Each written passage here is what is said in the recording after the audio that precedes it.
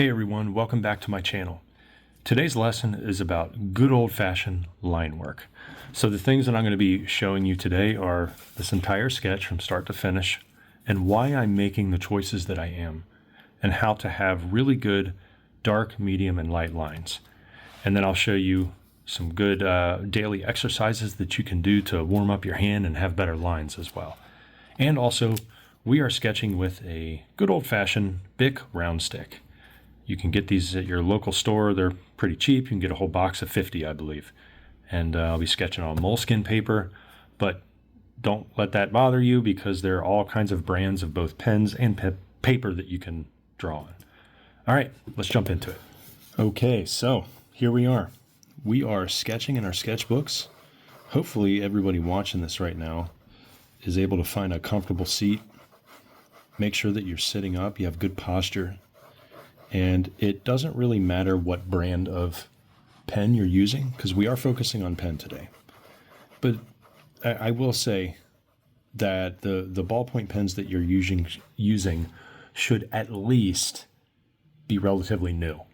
Okay, it doesn't have to be fancy, but once you get those old ones, that tends to leave blotches and either the ink's all dried up and it won't work for you. So you want to make sure that you have at least a decent brand and it's it's relatively new. Secondly, watch how I'm just keeping my hands loose and I'm letting the pen do the work for me.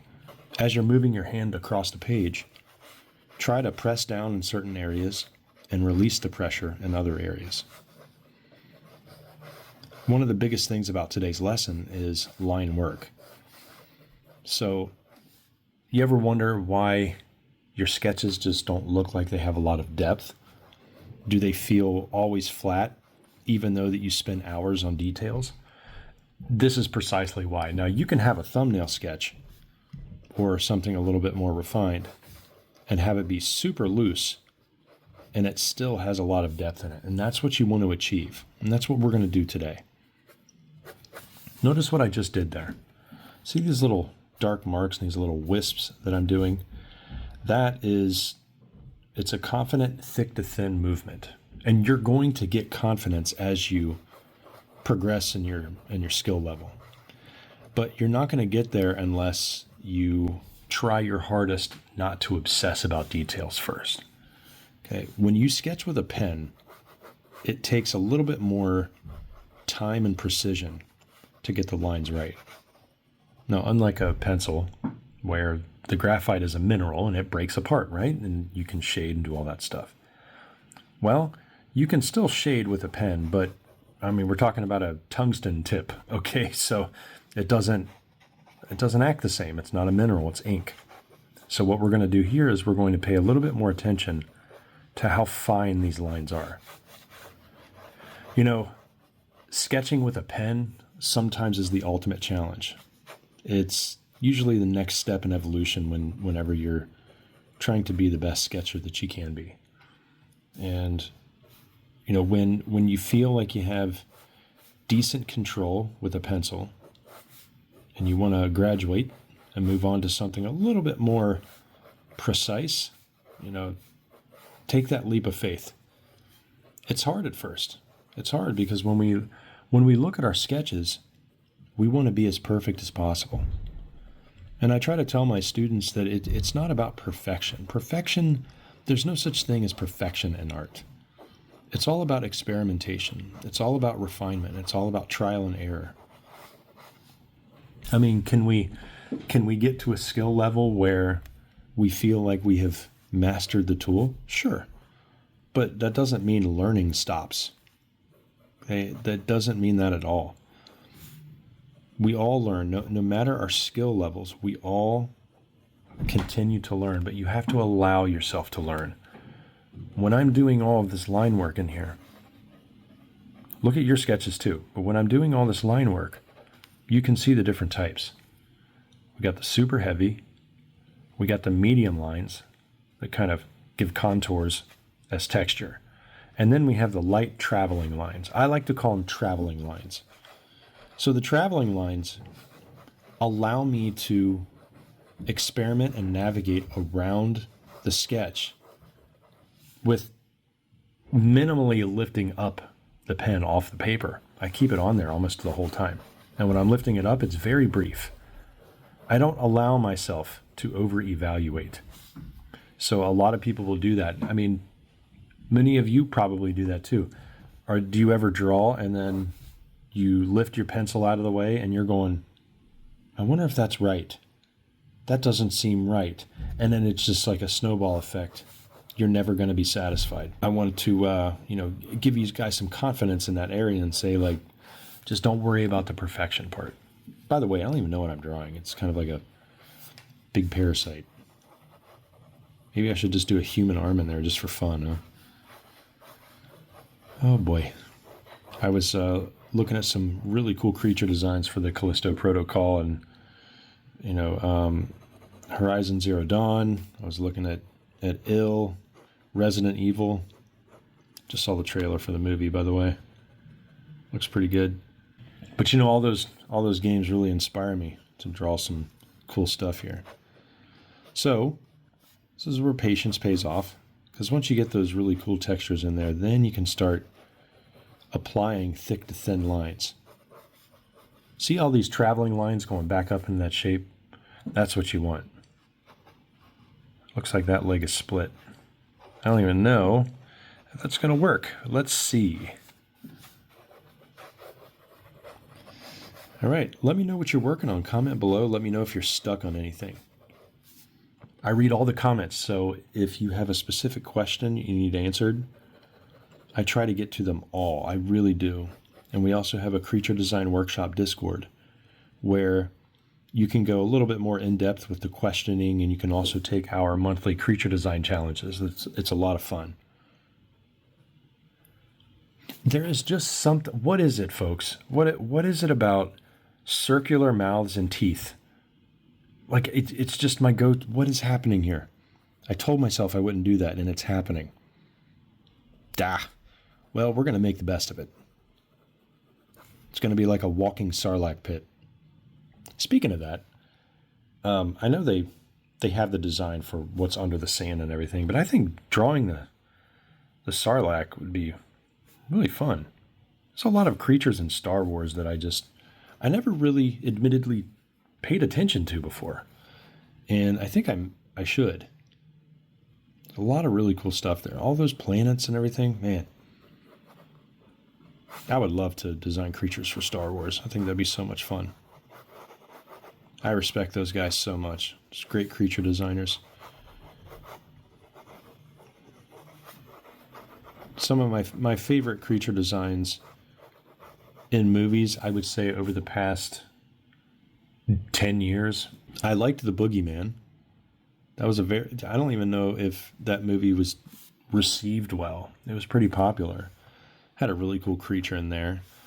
My favorite over the past 10 years has to be The White Spikes from the Tomorrow War with Chris Pratt on Netflix. That thing was vicious, vicious, vicious.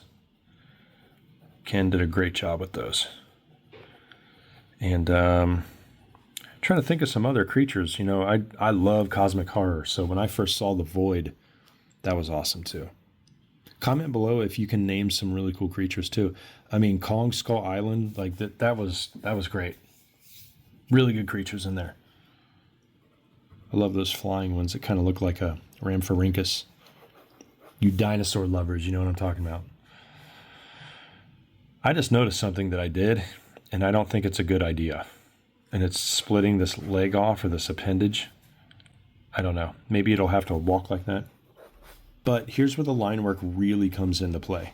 So as we're experimenting and I'm letting the pen do the talking, I'm just holding it. That's all I'm doing. The pen is talking, I'm holding it. I'm starting to see other shapes emerge that I didn't think were possible. And that's where the fun is. So another cool thing to do with a ballpoint pen is just indicate where shadows are. You don't have to spend hours in shading with a pen. It takes forever with a pen. Ballpoint pen. Okay. You got a felt tip that fills up the area a little faster. But single row hatching. Really fun. We're not cross hatching, it's single row. Just really cool, really fun. I could probably make the legs a little longer, if you want to call those legs. Maybe this creature's walking on, I don't know, tentacles only. That feels better. There we go. Okay, so now that I kind of established this creature and we can keep going on it, I want to talk about some of the mistakes that beginners make with line work. One, it's the hair marks. All right, so you want to avoid this. Slow hair marks where you're trying to confidently do a line. Easier said than done. I'm not trying to burst your bubble or anything. But I want you to try something new. So off the edge of your page, whatever you're drawing, just try a couple really quick, thick to thin lines, applying the pressure at the beginning of the stroke. Draw with your shoulder and allow your hand and basically your elbow and your wrist to lock into place and just draw those lines. And I have students do horizontal ones too. It's such a wonderful warm-up. You definitely want to try it. I feel like this creature needs something up here. Look how light I'm being with this, everybody. Try this out real quick. Regardless of what's on your creature right now. Try out some super light lines. We're talking floating your hand across the page. Float your hand across the page and then see what can happen. And I think I know what I'm going to do for these tentacles here. They're coming from the inside of this mouth right here, but there's going to be an extra skin flap, I guess. Or maybe a darker area in there where there's shadow. You can't really see it right now. Hold on. I'm just going to shade right there, and I'm just going to fade it off. There we go. So now you can see where the inside of the mouth is. That looks better. And I don't want to be too symmetrical. So I think what I'll do is I'll put some like remnants of maybe some teeth on the outside here. It's kind of like this thing evolved a mouth where it didn't belong and it's not done yet. You know, maybe this creature never had a mouth. Maybe it's a giant mutated parasite and it just kind of kept growing weird stuff on it. There was no structure to its DNA. You know, the DNA was just like, I don't know what we're doing here, folks. I don't know where the backbone is, and the muscles are, the cartilage. Let's just see what happens. And then this thing happened. Oh, this is why creature design is so much fun. Okay, lesson, back to the lesson, line work. Line work. Dark, medium, and then light on the outside here. And you know what's great? I'm looking at this giant, what appears to be a shoulder, and there's a lot of real estate in there to have something awesome. So I think what I'll do is I'll just allow my pen to do the talking. Let's just move the pen across the page. Maybe put some remnants or some hints of scales, or kind of ghosting in a weird texture here that looks like layered armor. Now, I don't know what that is yet, but I'm just giving a foundation for it. It could be nothing. It could be just scribbles and, you know, I'll just shade over that and hope for the best. So with a ballpoint pen, you're going to have to turn it to the side and draw very lightly. What I like to do are upward hair marks. Instead of down, I like to go up. For me, I don't know why it is for me. Maybe it's different for other people. Going down and then back up allows me to control the pen more. I mean, I can go from top to bottom, like dark to light, but I just like to go up too, because it just helps. I don't know. The grip is different. I'm sure that you guys watching this right now, if you're artists, you kind of feel the same way when it comes to that one grip that always gives you good results. Trust that grip. Okay, and it's okay if it's your go-to. Okay, there we go. I just love that sound. I love the sound of drawing. Okay, so it looks like this is working out pretty well. And just like I say in my pencil drawings, you just have to see what any two values next to each other are doing. That way you'll know what is lighter and what is darker.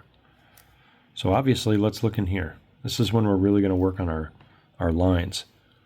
The tongue is outlined darker, but the tongue itself is lighter. Well, here's what I can do to fix that. I'm probably just going to give it a black tongue or something really dark. Now I'm doing tiny little ovals. Try that out right now. Commit to a row of tiny ovals. Here's what I mean. Here's what the ovals look like blown up. Like this. I go forward and I go backward. But the oval shape is down, up, down, up. They're like little ellipses. And when I go upward and then I go backward, I cover over the previous area that I may have missed some strokes in. So you can see it kind of helps me out. Now imagine that on a smaller scale where you can go faster. It doesn't have to be as controlled. Do little ovals by not pressing harder. And here's another little trick. This is why line work and control are so vital.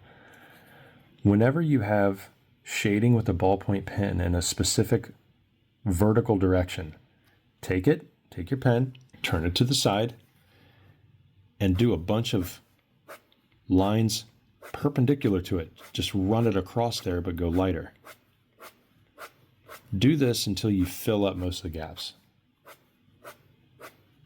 These short controlled bursts are actually much easier to control than the other shading. Because, you know, with the ballpoint pen, you don't necessarily want to go outside the lines as much. With a pencil, you can, because you can shade in mist quite easily. But with a pen, you have to be a little bit more methodical. All right, easier said than done. I get it. I know drawing can be frustrating sometimes. Now I'm hitting this in a couple different directions because it's looking pretty good by me doing that. But there's also a lot of teeth down here where the values are a little too similar. So I think what I'll do, oh yeah, see that tongue right under there. There we go, so now that's dark. Notice how the inside of the mouth here and here, it's catching light from above, that's why it's lighter. Remember what I said, any two values together. Okay, I'm gonna give it just a little bit more of a simple outline. We gotta finish the ends of the tentacles too. I only know these tentacles are gonna work. We'll see. Because I can have little ones too. Maybe some really cool tiny tentacles. And there's still stuff to put on these too. Pretty satisfied with at least attempting to shade this in. Very light touch, everybody. Light touch. Put in areas that need to get a little darker. Okay, now we're starting to see the shape of this creature come together, and this is the power of good line work. It's all about layering, but also letting the pen do the work for you instead of you having to, come up with everything on the fly. If you don't know the shape of a specific creature that you want to do, you can't put it on paper, but you can see it in your head. Just put lines down anyway. Put what you can down, and then let's see what happens. That let's seeing what happens part, that's the hardest part. Because not everybody thinks alike. And, I get that. I'm sure everybody gets that. So we try to approach this as best we can. Now we are going to continue with this very odd creature. And I gave it some time by looking at this. So I drew half of this creature the other night, and then I'm finishing it today. I like to do that a lot of times. If ever I'm giving a lesson where I have to show the raw form like this and then it forms into something. Sometimes I'll have to take a step back and think about, like, did I approach it correctly? Should it have other shapes? Other times I may take 2 or 3 minutes and just kind of sit there and stare at it, for better or for worse. And a lot of times I can kind of see some flaws and, maybe some silhouettes aren't reading. But as I started looking at this creature, I'm thinking, well, it probably needs something up near the back, because I felt it was kind of bare. Okay. I think that feels better. It's almost like an ear flap or some kind of organ that opens up. Now notice what I'm doing with my hand. I'm just letting it flow naturally. And remember, the very light lines, those are my connectors. Those are my thinkers. If I become too myopic on a certain area, where I'm just staring at it and I can't not look at it, the connector technique just makes me travel to a different area. Try it out right now. Everybody just get your sketchbooks and try the connector technique, where it's like, well, I keep wanting to shade the scales on this shoulder here. I'm just going to loosen it up, and oh, look at that, I'm down at the feet. And this is why I advocate for loose pencil grips and loose pen grips, because you don't want to grip it too tight. Otherwise, it may force you to put in details. You don't want to do that. All right, and as I go about this sketch, I'll put in some shading, but I'm not going to put in much. But I do want some unique and rather strange silhouette forms. It's kind of around the top. So it's almost like a plant creature, but not quite. I'm a big advocate for mixing plants and creatures together because I feel they're very similar, very, very similar. Okay, it's still up for debate. What's going to happen in that? It might not even be the shoulder. Maybe it's just this weird appendage that it has to use to walk on, and that's the only thing that moves it forward. Poor guy. Maybe it just walks on its tentacles. Who knows? So you can see here, when it comes to line work, I'm darkening the front appendage, and then I'm making sure that if I'm going up around a new shape, I'm fading that new line off. I don't want to have the same line weight everywhere. This is a big problem that I see from people that are wondering why their drawings are looking flat. It's because it's actually a simple solution. Everything is the same tone and line weight. Okay, so like say for example, look what I'm doing right under here. So I guess you can say that's the armpit / under the neck, but that line is way darker than anything around here. And I'm just going to fade this off, and all of a sudden I have new line weight. It kind of makes my eye travel.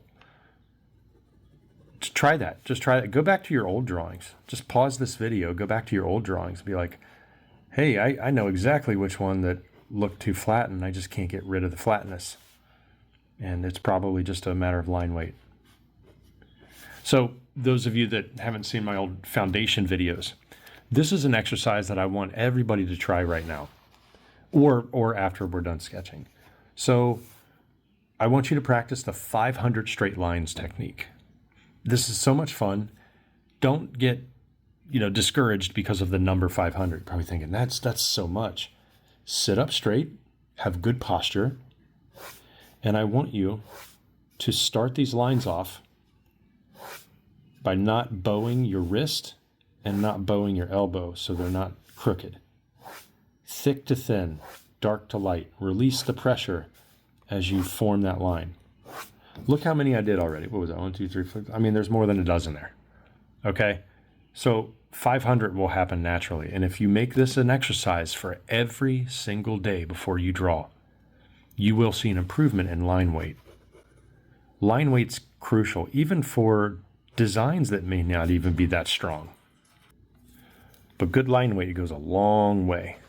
It's kind of like having a 3D model that's not, the design isn't very good, but the lighting is awesome. So you can add a lot of drama to a design that's not that great.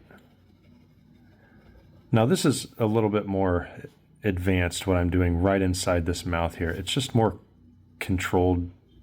It's like controlled chaos right inside there. I'm still remaining loose, but I'm also pinpointing where I want to be loose. So it's like I'm putting in details, but not quite. Filling up the area with slightly darker lines. I mean, it's rather gross. So maybe inside here, you can kind of see the inside of the creature. How cool would that be? Not transparent. There's just an open spot. It's like this poor thing didn't really evolve anything that can protect it from there. And I think I can separate the arm and what would appear to be the head. And the other fun thing is, as you're drawing these crazy critters, or anything for that matter, you see things on other parts of the drawing by drawing on other parts. Like I'm drawing on this shoulder area right now, but the lines that I'm making are giving me ideas for over here. Yeah, don't hesitate, just do it. It's all going to fill up eventually. But I will say this, when you're sketching characters or creatures, try at least to flesh out the head first. Because, you know, the personality shows through, the character shows through, and it kind of dictates what the rest of the creature may look like, detail-wise. There we go. Okay, now you start to see the line weight really come into fruition. All right, and now I'm just kind of tilting my pen to the side. I got to be a little bit more careful and strategic. I always like to treat my pens and pencils like a paintbrush. It's essentially all the same, you know, movement-wise. There we go. Okay, now the shapes are really coming out. I don't think I'm going to put any spikes anywhere. It's more of a smoother skin, and maybe the armor is more beetle-like. Maybe it's thin. There we go. Okay. I do think, however, that different size teeth are a must. That'll add some interest to what would appear to be teeth right around in there. Yeah, there we go. With the pen, it's a little different because you can get away with drawing straight lines in any, or curved lines in any given shape, and you immediately just get the contour in there. With a pencil, it's almost too thick and then it looks like you're accidentally shading it when you're not supposed to. But with a pen, since the strokes are so close together, you can do that. So to show you what I mean, there's, you know, like the shielding on the shoulder. Can't talk today. I could just put lines down, contour lines to follow the shape, and it actually works. But you don't want it to look unfinished at the same time, so you have to give purpose for those in a little bit. Okay, now that's some shadow inside there. There we go. Okay, now we're getting somewhere. It's starting to feel like a creature, you know, and we're not doing this to illustrate. We're just doing this to display the power of line work. Look at your drawings right now. How's it showing up? Can you take your sketchbook and go set it up by your couch or your TV and walk 15 to 20 feet away and it still shows up? That's when you know your values are working. You know, sometimes you may find yourself you're a little too light-handed, so you need to go into the B's. And maybe you're too heavy-handed, and then you need to use those H's. I've been using 4B for years, but I've also come to realize that the regular H, so the ones without the numbers, those are actually very good too. You know, I do see it. Like a lot of times, students will have serious skills in drawing, but they complain because their drawings are always too light looking. It's because you're drawing with a pencil that's way too light. So that might be your only problem. And all of a sudden, you changed everything just by changing pencils. That happens a lot, actually. Okay. I guess you guys have an imagination that's going to fill in the rest of this, huh? Because I can go in here, which I think I will, and really put in these details. I'm not pressing hard in certain areas, and I'm pressing a little harder in others. It's different with a pen because you can easily screw this up. You know, I don't want to do that. Now, also, the other thing that I want to mention, since I'm going to be doing some more ballpoint pen sketching, if you're an inker and you always feel, sorry, you always feel like the ink is never in the right spot, you try to get black, it's always good to put too much black certain parts so you don't have to follow the contours, but those dark black spots that you ink comic sketches in are exact spots where cast shadows would be anyway. You don't just make up the crevices. So for example, right here where I hatched that in, that can probably go pure black right inside. Now I'm not gonna go total black. This ink won't fill the gap up, and I don't want to ruin the paper actually, because I might be drawing on the back side of it and then it's kind of going through. No, it's not going through. But anyway, it kind of looks better with the hatching. That already shows up. Now, you have to think about body parts that will be casting shadows on other parts. This overhang of a tooth, it's probably going to have a shadow somewhere right in there. And you want to make sure the shadows are following the contour of the shape in which the shadow is projected on. And then that way it'll look better. Okay, think about this. Look at this tentacle coming across here. Now I could clearly see that it's going to start to curve somewhere, maybe in front of it. Well, if it curves in front of that, guess what you put right on there? A very dark shadow. And then that's the shadow going across there. Okay, and another little trick, and this is something that I'm just going to keep harping on, is good values are a play of any two together, like any two values together. Look at this dark tooth right here. Look at the cream of the paper directly under that, and then you get to this darker tentacle. Leave the lightness in the background. Just completely leave it, and instead put more values on that tooth coming out. Because now, no matter how you turn it, that pops out. You can put some shading in between there, but you have to have a light touch with the pen to do it. All right, so I feel you're never truly going to know the angle in which you should hold your pen until you actually practice, because everybody's different. You know, I get it. Sometimes, in order to get the best lines possible, we have to turn it a certain way. And I get that. See, I always like to go towards the mouth whenever I put details in, just because there's so much going on. When you put details in near the mouth of any creature that you're making, or if it has a mouth, there's so much going on, like stated before, because you can either have tentacles, you can have suckers, you can have teeth, knobs, horns, mandibles, whatever it is. This is the main way that it eats. This is, you know, it holds the most attitude other than eyeballs. But since this thing doesn't have the eyeballs, the whole like power package comes from the tentacles coming out of it. And speaking of tentacles coming out, now I noticed something. Now that I'm drawing this doesn't really make sense. It's like the tentacles are melting off of the face. Maybe I should put a separate line in here to show the mouth opening and then these tentacles are coming out of a hole. But for the sake of being weird and unconventional, I think I'm just going to keep it. To give you more detail on what I mean, there's no opening of the mouth and then the tentacles aren't coming from a throat. It's like the tentacles just growing right off the brain coming out. So let's just keep that. And we'll make these rivers of tentacles coming off of the head. That's kind of, I guess that's kind of cool. So this is me again, just experimenting, and I have a little close up of the mouth so that you guys can see all these little details.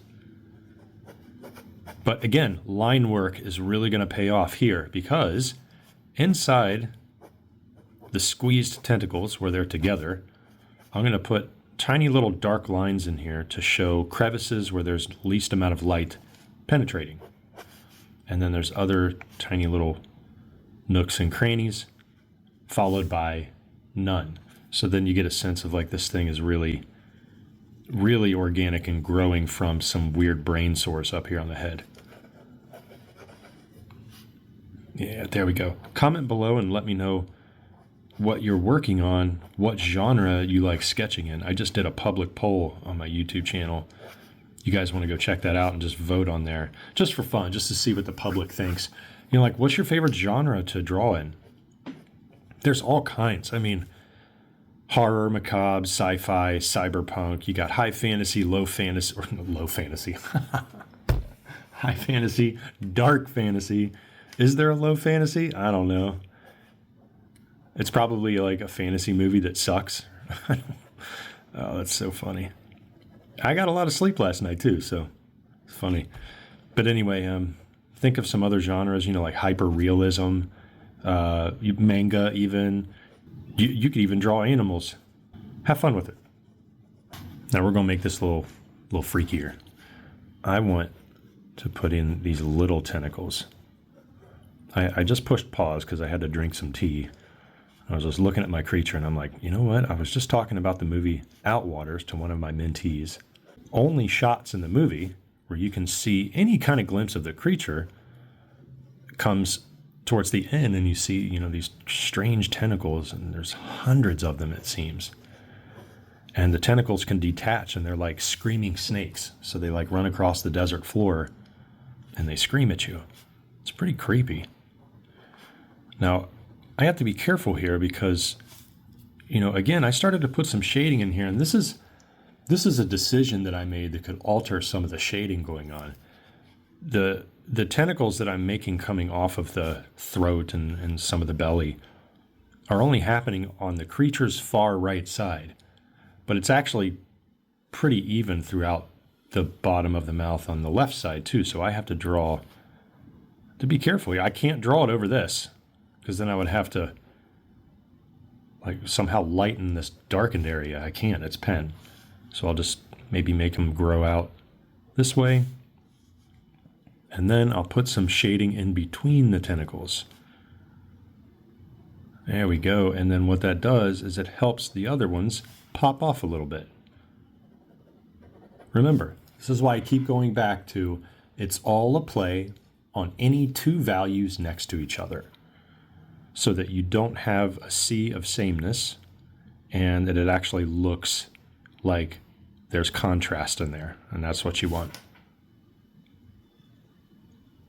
You know, it's funny, not really funny, but the patience factor, when you're filling up an area like this, you have this big area of nothing. Slowly but surely, you start to fill it in with scribble marks, attempted shading, some cross-hatching, maybe a couple indications of some wrinkles. And all of a sudden, the areas really start to fill up. And you didn't even realize it. I'm looking back at this head right now, and it kind of looks like driftwood. I'm not gonna lie, it looks like driftwood. It's pretty wild, and I didn't expect that. At first, I thought I was going to be drawing something amphibious. It's kind of like a crustacean, really. It's not really an insect, which is crazy for me to say because I love drawing insect stuff. I am going to put a core shadow around this. This is a trick that I do with lines for a pen. Very lightly, I just keep going over and over and over the same area. I try to have my pen and my hand stay in the same spot. So that gives a nice core shadow. Okay, now the next trick I'm going to show you how to take a core shadow that you drew with a pen, because you know ink is not as forgiving and it doesn't spread like graphite. So what you're going to do is you're going to go at a little bit of an angle, short little bursts, and you're going to only go over the edge of that dark area. Just keep going. It's going to take some patience, everybody. Now, look what's happening. It's starting to bleed into the rest of the arm. If you find yourself accidentally starting those strokes too dark and you're making thick to thin lines similar to what we did here, turn your pen to the side to begin with. Don't point straight down. When you point straight down, it forces you to draw a little darker. Turn it to the side, hold it loosely. Now, everybody is made differently. We grip our pencils and pens differently. Just make sure that none of this is a hard grip. Look how loose that is. It can kind of slide out of my hand, but I'm holding it just hard enough to where I can control it. And I'm going to make tiny little movements like this. It may not seem like you're placing anything down at first, especially with a pen. But, oh, there is a difference being made. Keep going. You keep going. Keep your pen, the strokes close together. Okay, and then you're going to turn it a little bit like this, just like my pencil shading technique. Now, a lot of times, it's easier to shade from top to bottom by controlling it with your hand. Other times, if you're using your entire arm, it's easier to go from bottom to top. I don't know why that is. Comment below if you have that same problem, like you have to turn your hand a certain way to shade in a certain direction. I don't know what it is. Like if I'm shading going upward, I have to turn my elbow out and grip it like this. If I'm going from top to bottom, I can just have my, my ring finger and my pinky underneath everything. It's so weird. I don't know why that is. But you know what? Whatever gives you the best results, give it a shot. And all these details are popping in here too. Now we're really cooking. So this is the focal point. Obviously, that's the focal point. Now, in order to make these tiny little tentacled friends more complete, I'm going to lightly shade only the bottom at the tip, and then I'm going to put some values working back up the tentacle backwards. Why am I doing this? Well, there's a trick that I like to do where if we do a spike, a claw, horn, tail, tooth, anything with a sharp end or a kind of a tapered end, if you shade the tip of it and work your way back up whatever shape it is, it gives it a sense of completeness, like you reached the end of it and everything happening at the end is intentional, and then you can move back up it and it looks pretty good. Okay, now I'm starting to see some things that I didn't before. For example, some crevices that I can probably get darker with some of these shadows.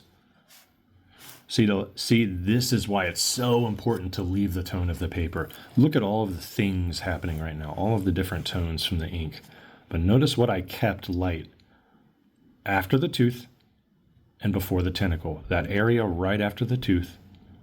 Now the teeth look like they're coming at us, and the skin underneath it is behind it. Same thing with here, right underneath this tiny part.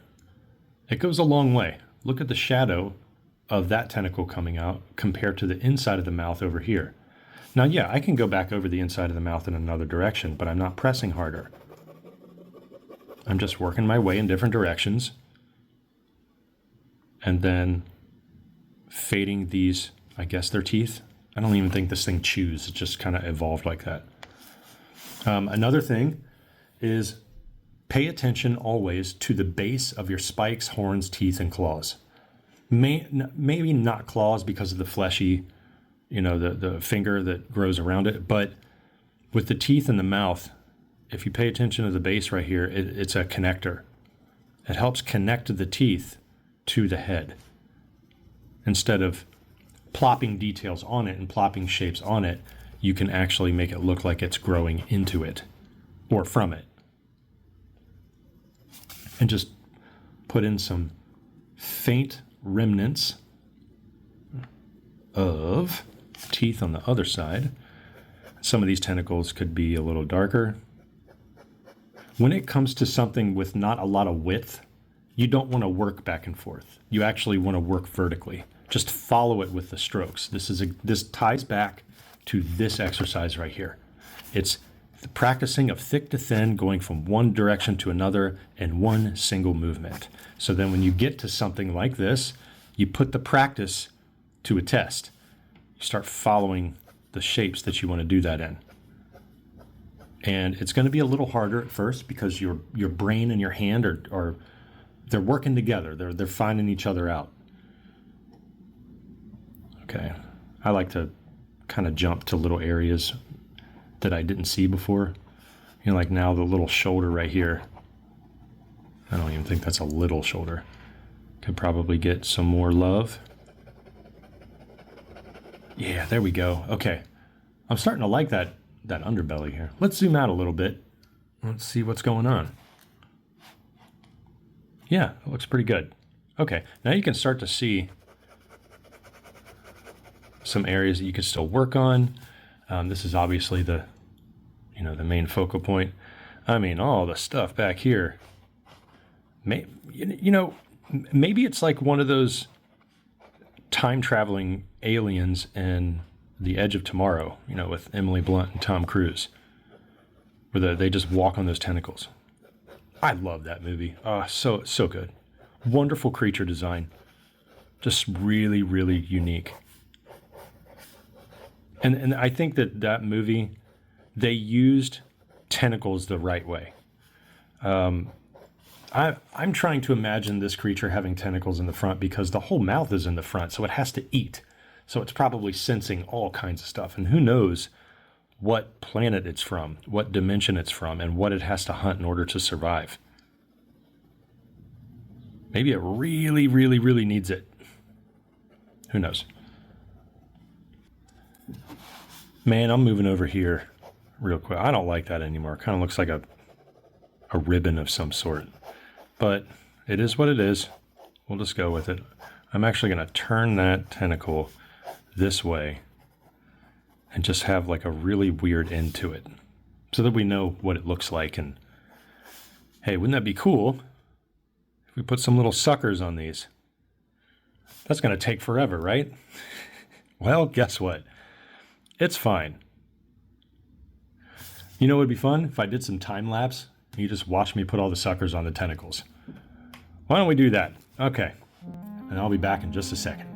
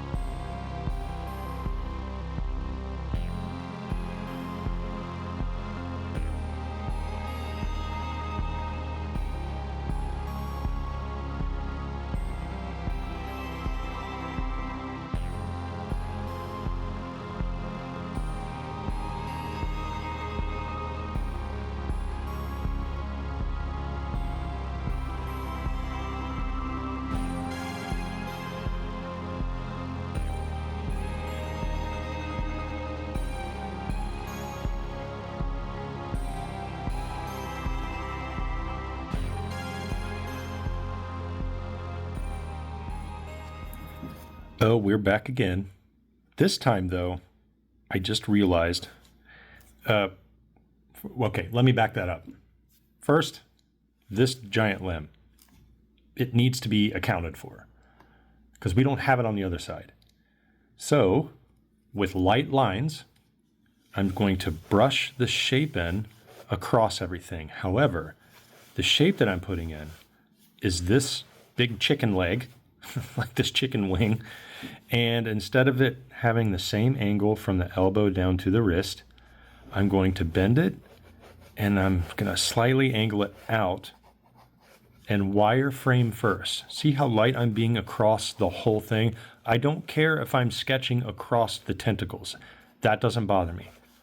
The main form is in. Remember, we're keeping things sketchy and loose.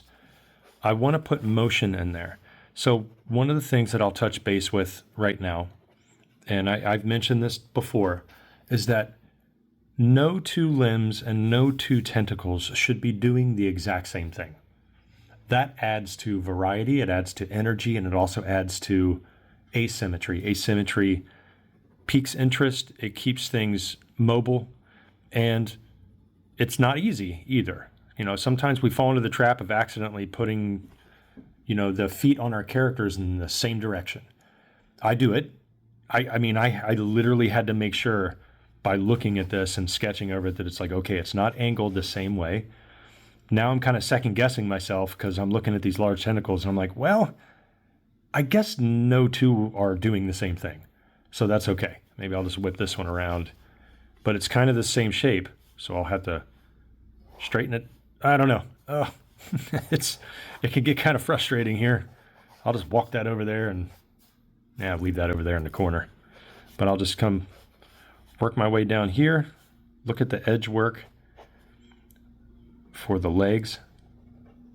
Okay, and this is not your typical muscular, mammal leg or anything, because it's not anything from the earth.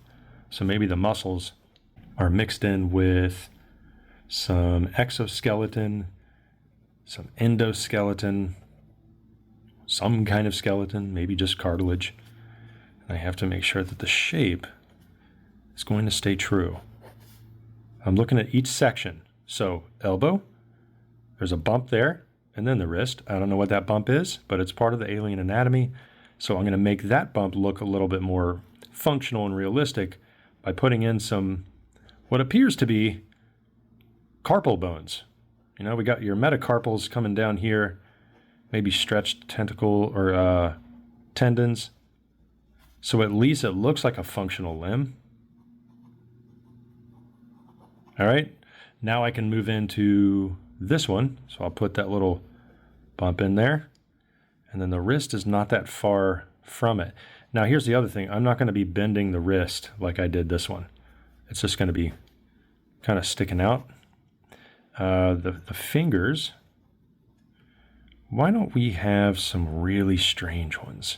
Not really claws, not really hooves, but just strange little parts stretched out to counter the weight and to hold up the weight of this massive cosmic friend that we have here.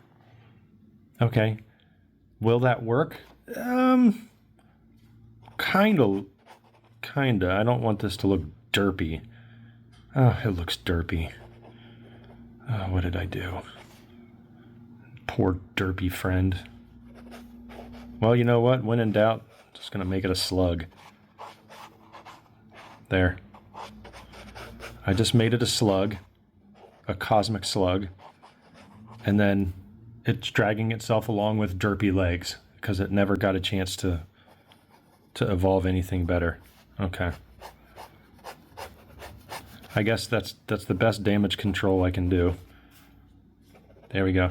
I hope you guys enjoyed today's lesson. This is so much fun. So to kind of recap here, it's all about layering up your lines and making sure that you get dark, medium, and light all working together, all in unison. And a good assignment to give yourself every day is the straight line assignment. So 500 of these. I'm just going to write down 500 lines per day. 500 lines goes by very fast. And if you can dedicate a good 10 minutes to your line work and then move on to your freelance and whatever else you got, it's really going to pay off. You just got to give it some time. Okay, there we go. So that was fun today. And if you want me to do more pen work, I will. And stay tuned for some upcoming lessons because it's all going to be about character concept art. We're talking people. So I'll be drawing modern day people. I'll be drawing, face, anatomy, and all that. But we're going to be getting into some Dark Souls-like stuff. We're going to be getting into Callisto Protocol, maybe some Death Stranding type creatures. If you want to see me draw anything in particular, we'll be doing that. And also an old theme that I have not touched base in months is let's pick Pokemon characters and draw horror versions of it. So that's going to be a lot of fun. Okay, thanks everybody. Till next time, peace.